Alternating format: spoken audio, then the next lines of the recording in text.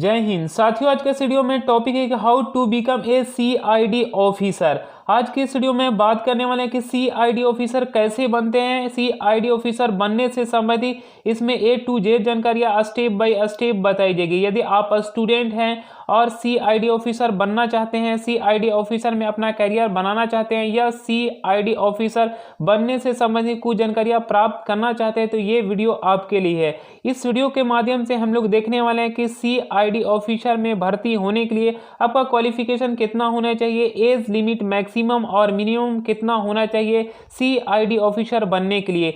और यदि exam pattern की बात करी है तो एग्जाम पैटर्न क्या होती है CID ऑफिसर के लिए, एग्जाम में कितने स्टेज से गुजरना पड़ता है, कितनी सिलेबस क्या होती है, फिजिकल मेजरमेंट टेस्ट कितना होता है, हाइट वेट चेस्ट कितना होता है CID ऑफिसर के लिए, CID में कौन कौन सी पोस्ट होती है। इस वीडियो के माध्यम से A to Z जानकारियां हम लोग ये सब कुछ देखने वाले हैं CID ऑफिसर से संबंधित। लेकिन उससे पहले आपसे छोटी सी अपील की, यदि आप हमारे चैनल पे पहली बार हैं तो पहले चैनल को सब्सक्राइब करें। अगर वीडियो अच्छी लगे तो वीडियो को लाइक करें और वीडियो को शेयर करें, ताकि कोई भी इस तरह का लेटेस्ट खबर आपको वीडियो के माध्यम से सबसे पहले जानकारी मिल सकेगी।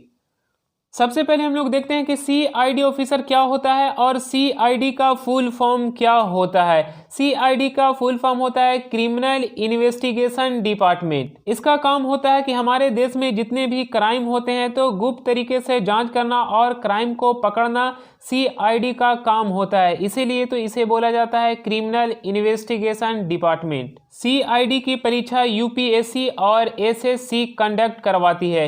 UPSC मतलब यूनियन पब्लिक सर्विस कमीशन के तहत ये CID ऑफिसर का परीक्षा का कंडक्ट करवाया जाता है और SSC स्टाफ सिलेक्शन के तहत भी CID ऑफिसर का परीक्षा का कंडक्ट करवाया जाता है।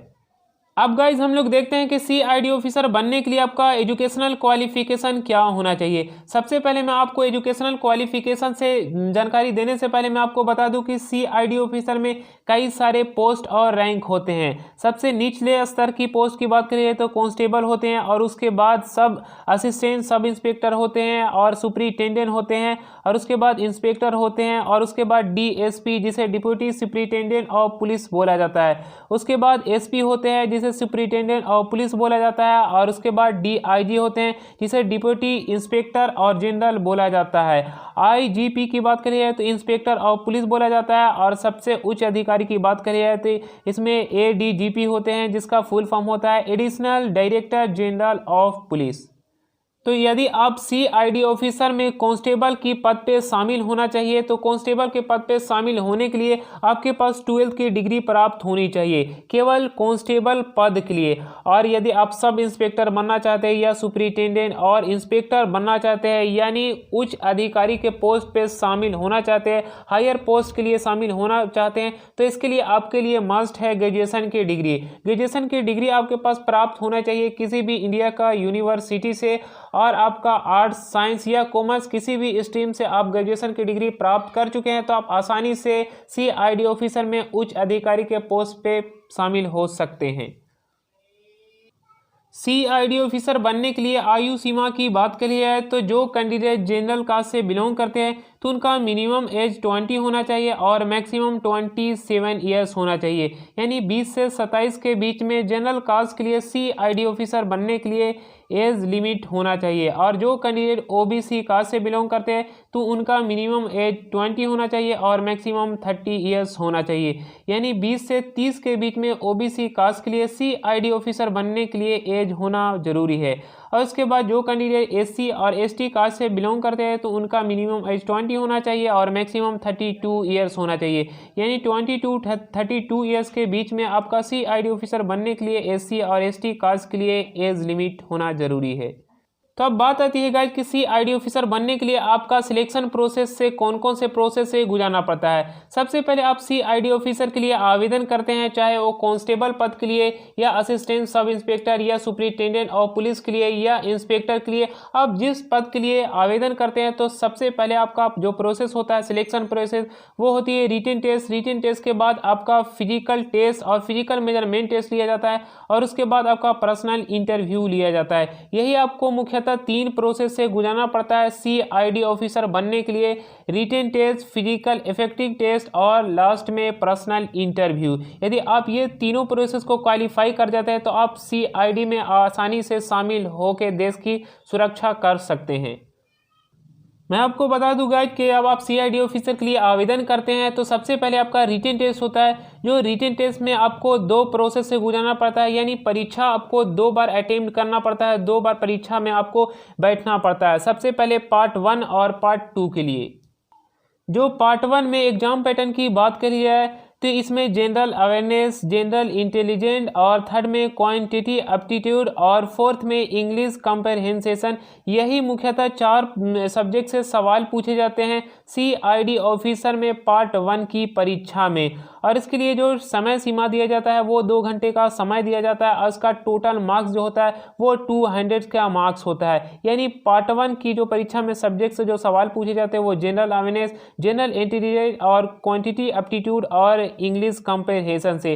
और इसमें टोटल है जो मार्क्स होते हैं वो 200 के होते हैं और इसको सोल्यूशन करने के लिए 2 घंटे का समय सीमा दिया जाता है। ये पार्ट 1 के बारे में अभी आप समझे। और इसकी पार्ट 2 की बात कर ली जाए एग्जाम पैटर्न की तो इसमें जो सवाल पूछे जाते हैं वो मुख्यतः 2 सब्जेक्ट से सवाल पूछे जाते हैं, न्यूमेरिकल एबिलिटी और सेकंड में इंग्लिश कंप्रहेंशन से। जो इसमें टोटल क्वेश्चन जो होते हैं गाइज वो 200 टोटल क्वेश्चन होते हैं और टोटल मार्क्स की बात के लिए तो 400 मार्क्स होते हैं। यानी प्रत्येक जो क्वेश्चन होते हैं वो 2 अंक के होते हैं, इसीलिए तो टोटल मार्क्स की बात के लिए तो 400 होते हैं और टोटल क्वेश्चन 200 के होते हैं। और इसके लिए जो समय सीमा दिया जाता है यानी टोटल क्वेश्चन 200 को सोल्यूशन करने के लिए वो 4 आवर्स का समय दिया जाता है, यानी 4 घंटे का समय दिया जाता है। यहाँ तक आप समझे कि पार्ट 2 की एग्जाम पैटर्न के बारे में। और जब आप ये पार्ट 1 और पार्ट 2 दोनों परीक्षा में क्वालिफाई कर जाते हैं तो उसके बाद सेकंड जो आपका स्टेप होता है वो होता है फिजिकल मेजरमेंट टेस्ट और फिजिकल टेस्ट। जो इसमें पुरुष अभ्यर्थी के लिए हाइट की बात करी है तो मिनिमम मेल कैंडिडेट के लिए 165 सेंटीमीटर हाइट होना जरूरी है, यानी 165 सेंटीमीटर। और महिला के लिए 150 सेंटीमीटर होना चाहिए CID ऑफिसर में शामिल होने के लिए, यानी 150 सेंटीमीटर। पुरुष को छाती फुलाकर 76 सेंटीमीटर होना बहुत जरूरी है। और उसके बाद जब आप फिजिकल टेस्ट में भी क्वालिफाई कर जाते हैं तो उसके बाद सबसे लास्ट जो आपकी प्रोसेस होती है वो होती है पर्सनल इंटरव्यू।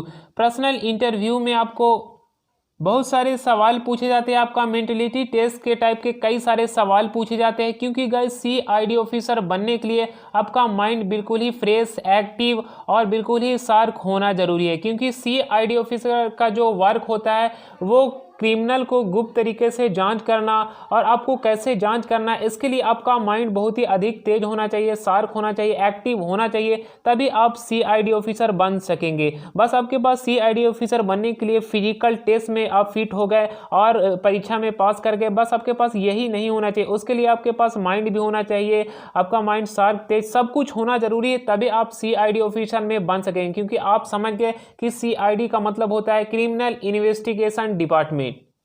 और इसकी सैलरी की बात के लिए तो गाइस तो मैंने आपको ऑलरेडी पहले बता दिया कि कांस्टेबल से लेके असिस्टेंट सब इंस्पेक्टर, सुपरिटेंडेंट और पुलिस, कई सारे उच्च अधिकारी के पोस्ट होते हैं, तो अलग अलग पोस्ट वाइज इसमें सैलरी मिलती है।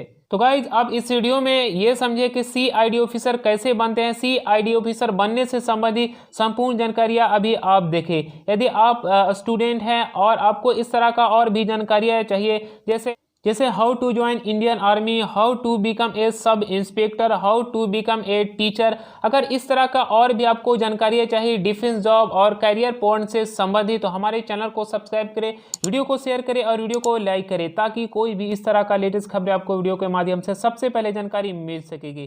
Thanks for watching.